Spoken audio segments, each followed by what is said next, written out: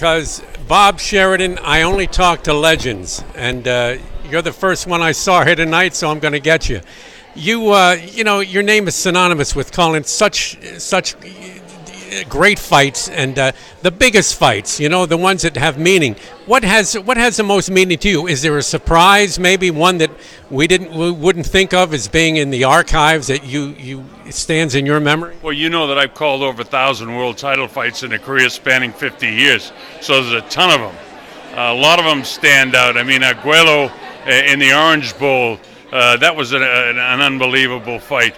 I did the Thriller in Manila and the Rumble in the Jungle. Those fights are legendary, and so those stand out. But I think the best fight in the heavyweight division that I ever saw, and one that I love to hear my call, and I don't listen to a lot of them, but I love the call of the Holmes-Norton fight. I think that was one of the best heavyweight fights of all times. And then tonight, Ron, I'm inducting Ernie Shavers into the Hall of Fame, and Ernie.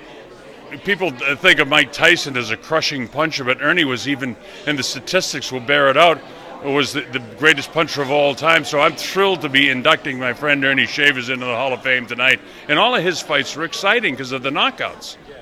Who was inspiration to you as an announcer in your trade?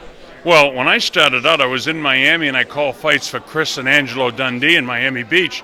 And all the great fighters at that time were training in Miami, and they ran weekly shows. So, Ron, I got to call 8-10 fights a week for many, many years, and I built up probably 7,000-8,000 fights that I called on radio. And then in the 70s, I got into television.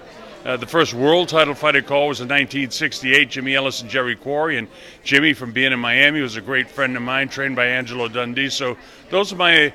I would say Chris and Angelo were my biggest, fellas that pushed me into my career. Well, I'm glad they knew the right guy to push, because you're still at it, man, and we hope you continue for many, many years. You're the legend, and I appreciate it. Colonel, you're the man. Thanks very much for the kind words. I appreciate it.